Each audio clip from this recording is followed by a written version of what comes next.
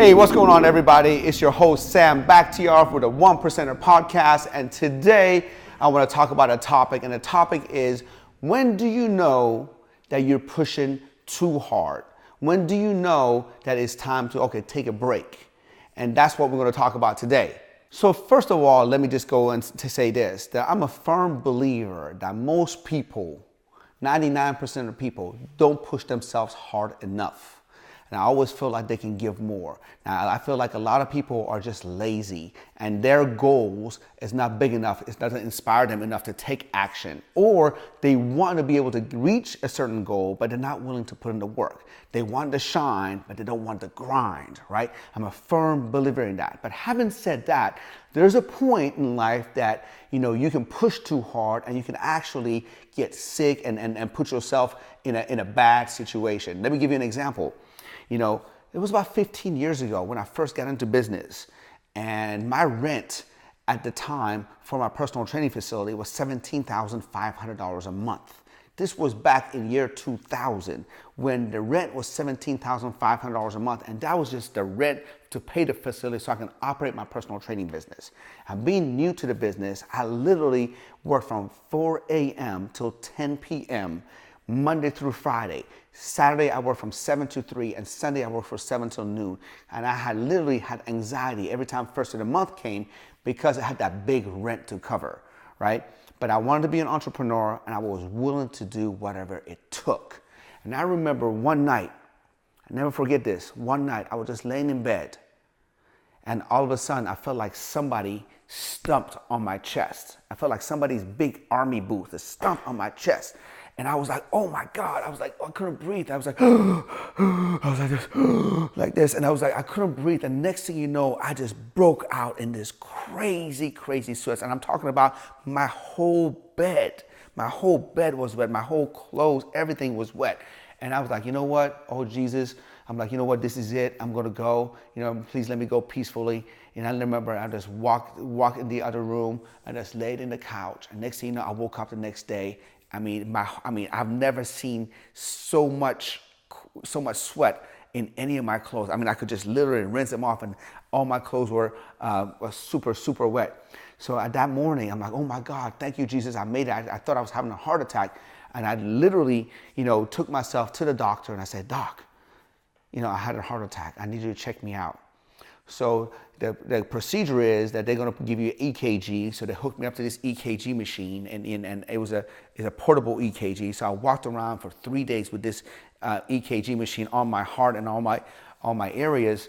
And I took the EKG back to the doctor. And after the doctor evaluated the EKG machine, I found out that there was nothing wrong with my heart. There was absolutely nothing wrong. And he sat down and told me, Sam, that wasn't a heart attack you had. What you had was a panic attack. What you had was a stress attack, because it mimics having a heart attack, but it's not a heart attack.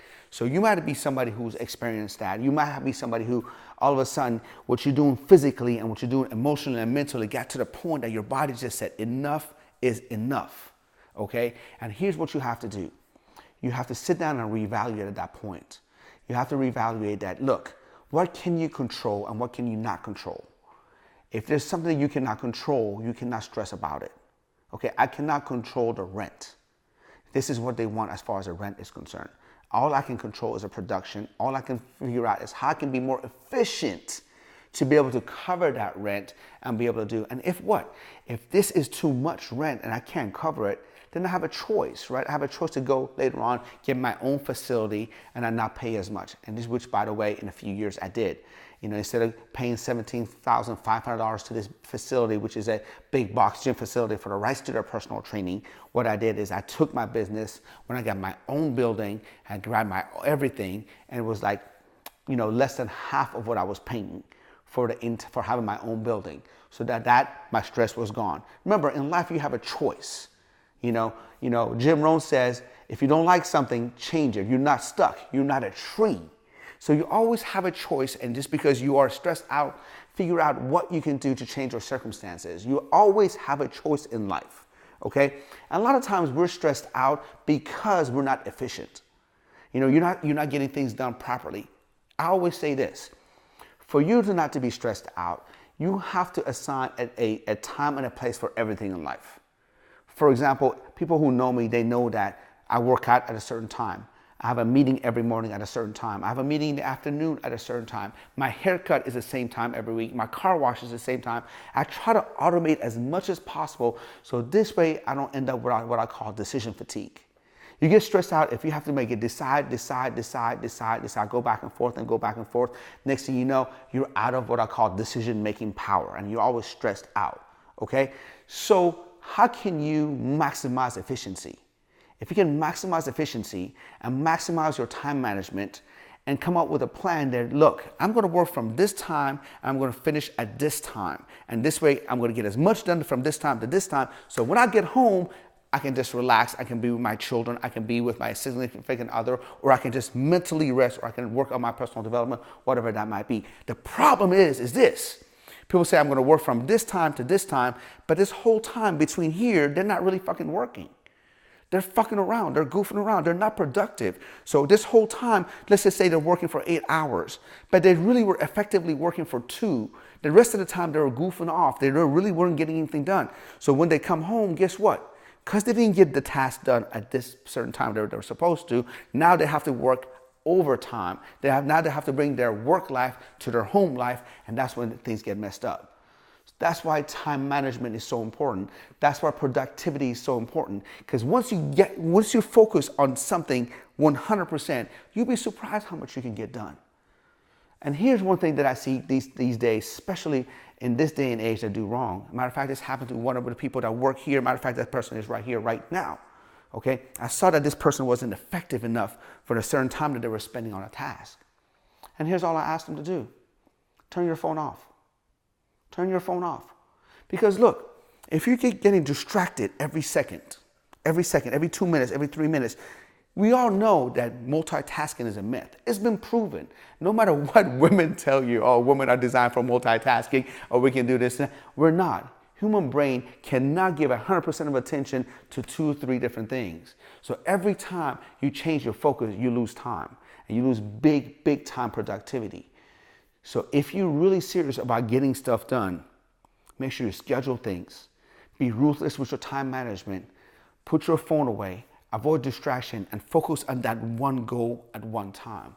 There's something called the Pomodoro technique, which it gives you 25-minute focused time on a certain things. And you think 25 minutes is not enough, but if you just do 25 minutes of focused work on a single thing without a single interruption, you'd be surprised how long 25 minutes can be. If other people say, well, you can't really get a good workout in 25 minutes or 30 minutes. Have you really worked out for 25 or 30 minutes at your maximum capacity?